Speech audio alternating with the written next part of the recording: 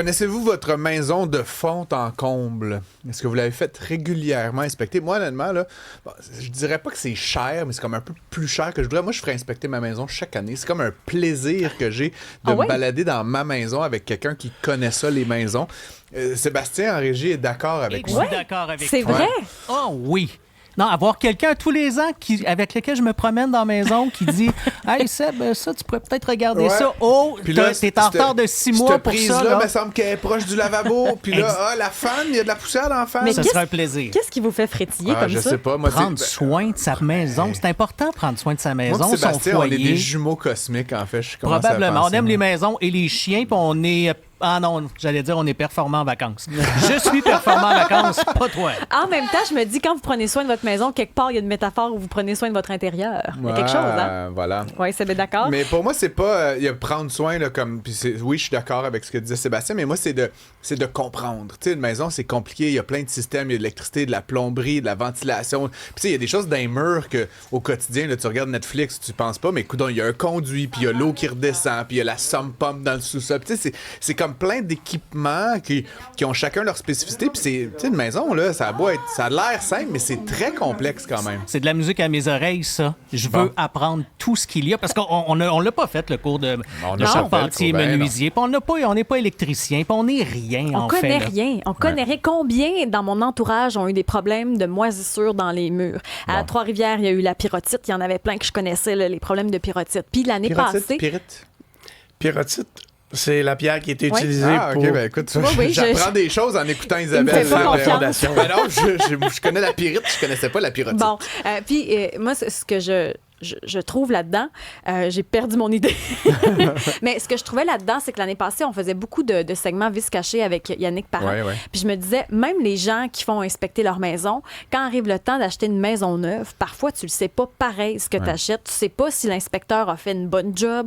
Je trouve que ça, moi, ça m'empêche même d'acheter présentement. Il y a les prix du marché, mais outre ça, la peur d'avoir un vis caché ou de retrouver quelque chose que quelqu'un a pas vu, moi, ça me freine. Mais tu sais ce qui est pire qu'un inspecteur qui fait pas une bonne job? Ne pas faire inspecter sa maison. Moi, ça me rend complètement fou. Les gens, c'est la plus grosse affaire qu'ils vont acheter de toute leur vie. Là. Ça coûte 300, 400, 1 million de dollars. Là. Peu importe la valeur de votre maison, vous allez vous mettre toutes vos économies chaque mois, des milliers de dollars là-dedans. Puis, non, pas besoin de ça, moi, de connaître, y a-tu des choses que je devrais savoir, que je devrais anticiper de réparer avant que ça brise, etc. Ça me rend dingue, cette mode d'acheter sans faire inspecter. Je ne comprends pas. Le pire, probablement, c'est sans garantie légale, parce que s'il y a un vice caché, ben, tu peux pas revenir, finalement, contre l'ancien propriétaire. Et donc, il y a quelques semaines, on vous a parlé là, de ces mauvaises surprises lors de l'achat de maison, neuve ou ancienne. Puis les gens ont beaucoup écrit, nous ont beaucoup fait de témoignages sur plein d'histoires, des belles, mais des moins belles. Vous pouvez continuer à le faire là, à l'instant au 187 Cube Radio, 1-877-827-2346. Et donc, pour revenir un peu sur tout ça, puis comprendre là, les erreurs, les choses à checker,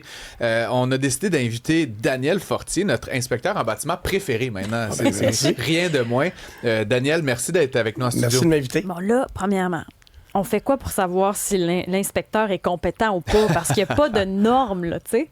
Bien, il y a possibilité premièrement, d'aller sur son site Internet, d'être capable de vérifier avec l'association dans laquelle il fait partie, s'il y a des commentaires, si on peut même aller faire des recherches aussi sur la crédibilité de l'inspecteur là, sur Internet, c'est possible aussi. Mais il y a des inspecteurs qui utilisent des bidules, par exemple, pour voir le taux d'humidité dans les murs par rapport à la moisissure. D'autres le font pas. Pourquoi on n'utilise pas le maximum d'outils? Ben parce que des fois, c'est pas nécessaire. Des fois, c'est tellement visible pour un inspecteur, quelqu'un qui connaît ça, quelqu'un qui est capable de reconnaître les petits indices. Vous n'avez pas nécessairement besoin de l'outil ultime pour aller voir en arrière du mur. Les indices sont là en majeure partie du temps, puis on est capable de les découvrir. Un bon inspecteur, là, c'est-tu quelqu'un qui sait construire la maison de bout en bout? C'est quoi les compétences? C'est probablement celui qui sait la démolir. Parce qu'il a fallu en ouvrir des murs pour comprendre. Oui, il y a des bons cours qui se donnent, il y a beaucoup d'expérience qui s'apprend sur le terrain, mais d'avoir défait des maisons, d'avoir découvert des problèmes, de faire de l'expertise, à ce moment-là, c'est là qu'on a vraiment... Là, Où est-ce qu'on tourne le plus les coins ronds là, quand vous faites des inspections? Ben moi, je tourne pas de coin rond du tout. Mais non, mais vous, quand vous inspectez, vous voyez qu'il y a des troubles sur les maisons, là, vous voyez où est-ce qu'on a tourné les coins ronds? C'est quoi les principales choses que vous voyez? Ben c'est sûr que les fissures à la fondation sont rarement réparées. Les gens pensent que parce qu'on voit pas grand-chose comme craque. Ça n'a pas d'incidence sur les infiltrations. Les entretoits, beaucoup de ventilation, des années 60 à 90, on passait par l'entretoit avec l'extracteur d'humidité de la centre de bain. À ce moment-là, ces tuyaux-là les conduits sont pas reliés, sont pas isolés. Ça crée de la condensation, des moisissures. Fait que c'est un peu là qu'il y a un peu besoin, beaucoup d'attention même. Puis évidemment, Isabelle en parlait, mais il y a toute la question des vis cachées. Là, puis bon, là, on parle d'entretoit, on parle de fissures. Des fois, c'est juste patché beau. Puis là, tu sais, on réalise que derrière, c'est pas bien fait. Le fondement de la maison est un peu dissimulé des fois par des petites choses d'apparence.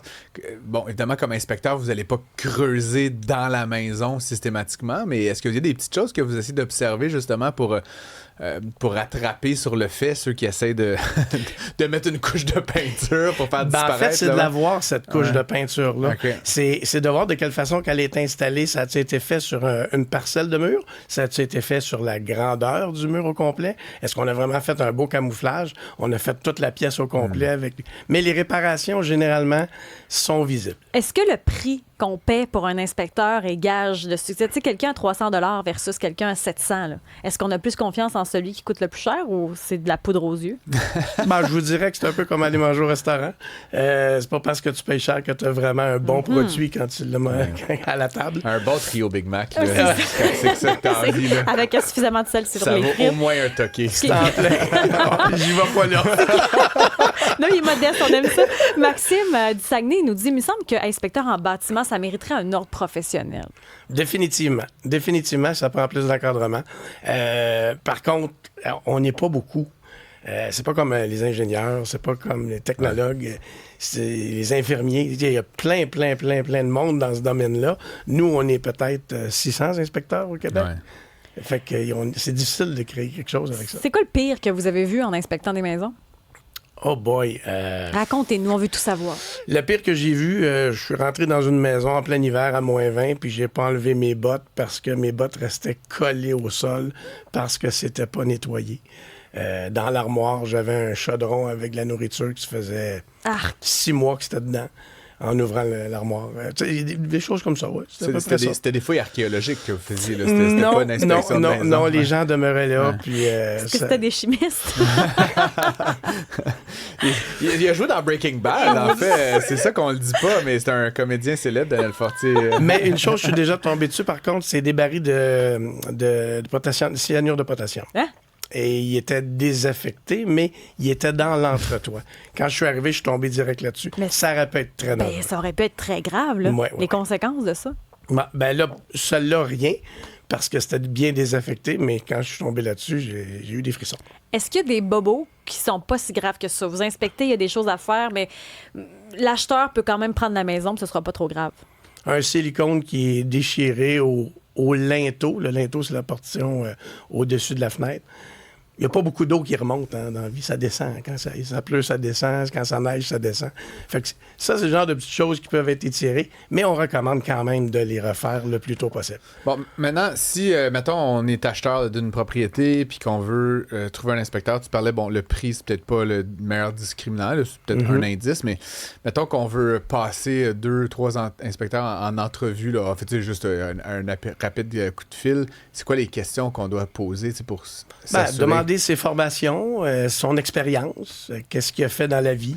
C'est quoi les formations qu'il faut avoir? Vous avez l'école, puis maintenant, là, plusieurs collèges là, donnent des formations. En inspection? En inspection. Un diplôme comme inspecteur de bâtiment. Exact. Vous avez aussi toutes des formations annuelles qu'on va chercher pour avoir plus de perfectionnement dans certains milieux, dans certains secteurs du bâtiment. Est-ce que les nouvelles constructions, justement, ont plus de failles parce qu'on construit vite? Je pense à des blocs, appartements, ou est-ce que vous voyez qu'il y a plus de trucs à refaire faire? Je vous dirais que ça dépend surtout du contracteur. Okay. C'est le contracteur là, qui qui, lui, selon sa réputation, va pouvoir dire, regardez, on regarde le résultat, puis ça, c'est bien fait. Ils ont pensé aux petits détails. Ils ont pensé à ce qui était préventif. Exemple, un silicone à la sortie de la douche pour protéger le coulis de céramique. Et c'est pas dans le cas du bâtiment, mais certains en mettent pas. Mais vous le demandez, par exemple, c'est qui le contracteur, puis vous pouvez déjà savoir que vous allez trouver peut-être des petites bébites là-dedans? Ça peut arriver, oui. Mais je la pose pas, la question. Je fais juste mon travail. Puis c'est quoi qui... encore une fois, là, on vient un peu sur une question, mais qu'est-ce qui est grave? C'est quoi on visite une maison, c'est comme un no-go, là, genre, j'achèterais... Moi, de ne pas acheter? C'est pas à vous de dire acheter ou pas acheter, là, mais mettons quelque chose que vous voyez dans une maison, puis en tout cas, vous, Daniel, vous l'achèteriez pas la maison. Là. C'est quoi les choses là, qui sont vraiment des... Problèmes de structure. Problème de structure, ça peut être simple, comme ça peut être très compliqué. Puis ça, on détecte ça à l'inspection, un problème de structure? Il y a du mouvement, oui. On voit le mouvement. Ça, c'est clair. On le voit sur le revêtement de gyps, on le voit... Est-ce qu'un plancher croche, c'est un indicateur de... Ça veut pas dire que c'est un problème de structure. Par contre, un plancher croche est rarement dénoncé par le vendeur. On recommande le professionnel pour faire une expertise. Puis qu'est-ce que vous avez à dire, là, parce que j'en parlais en introduction, mais à tous ces gens qui, aujourd'hui, achètent sans faire inspecter là, pour accélérer ils sont en amour avec la maison, si je fais inspecter, je vais la perdre. Moi, j'ai mon point de vue là-dessus, puis on partage sûrement, mais qu'est-ce que vous avez à dire sur cette espèce de mode-là qui est assez récente? En fait, pour quelqu'un qui achète sans inspecter, s'il y a des connaissances, c'est un peu moins grave. Ouais. Quelqu'un qui n'a pas de connaissances du tout, c'est sûr qu'à l'inspection, il n'y a même pas de questions non plus. Hein? Il ne me demande pas de questions. Lui, il suit le flow, puis il se fie à tout ce que je vais lui dire. Et les gens sont au courant surtout de ce qui a été mentionné par le vendeur. Si ça n'a pas été mentionné, ils sont pas au courant. Dans la déclaration du vendeur, qui est un des documents qu'on utilise. Mais donc, il faudrait inspecter l'inspecteur. Faut pas le laisser lousse. Posez des questions. Ça fait combien d'années que tu fais ça? Combien de temps en as fait? Quelle est vos formations? Avez-vous déjà fait du mentorat ou pas? Tu sais, c'est le genre de questions qui... Mais je regarde la messagerie, les gens, là, les inspecteurs sont pas imputables de rien, donc on le sait qu'il y en a beaucoup qui vont botcher leur job. Ça, c'est un texto qui rentre. Il y a quelqu'un d'autre, c'est un témoignage. C'est quelqu'un qui dit que sa fille a acheté une maison il y a à peu près 2 ans, puis elle a fait inspecter avant de faire l'achat de la maison. Puis 1 mois après l'entrée dans la maison, il y a une partie importante du plafond de la chambre principale qui s'est effondrée. Puis à ce moment-là, une chance qu'elle s'était réveillée avant, sinon le plafond se serait effondré sur elle. Mais il semblerait que, et c'est ça, elle a entendu un gros bruit, puis il y avait de l'eau là, imbibée là, dans un état très, très, très détérioré, là, noirci, rempli de moisissures, de saleté. C'était dégueu. Là. Ça fait qu'1 mois qu'elle était là. Donc, visiblement, il y avait quelque chose avant qu'elle achète. Là. Définitivement. Mais il faudrait savoir, est-ce que cette pièce-là était directement sous la salle de bain à l'étage? Est-ce qu'on avait des fenêtres mal installées à l'extérieur? Un revêtement qui pouvait être douteux? Majorité des indices, c'est rare ça arrive là, qu'on soit pas capable de voir quelque chose. Ça prend soit un instrument, ou même des fois, avec l'instrument, vous le verrez pas le jour de l'inspection, mais 4 mois plus tard, le problème commence. Ça, le temps n'est pas notre ami. C'est ça, exactement. C'est en terminant, Sylvain, qui est en Outaouais. Si je demande à ma banque pour une référence pour un inspecteur, pouvons-nous se fier à la référence? À la banque, ça devient toujours des connaissances. Moi, il n'y a pas de banque qui me réfère. J'ai des courtiers hypothécaires qui me réfèrent. Eux autres me réfèrent pour soit un renouvellement ou carrément un préachat parce que la personne n'est pas accompagnée par un courtier. Mais est-ce qu'elle recommande parce qu'elle vous trouve compétent ou parce que vous êtes un chum? Il y a ça? Ça peut être des deux. Oui, c'est ça le problème de la référence. Mais dans mon cas, moi, j'espère que c'est parce que j'ai des bonnes connaissances. Moi, je sais que les courtiers immobiliers, en tout cas, ce qu'on disait, c'est qu'ils devaient référer 3 personnes. Et donc, justement, pour éviter trop de copinage, une transparence.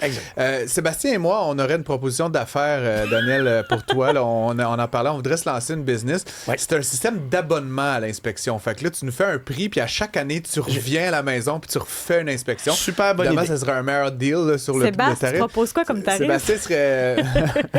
comme tarif. Écoute, je serais prêt à déplier une coupe de 500.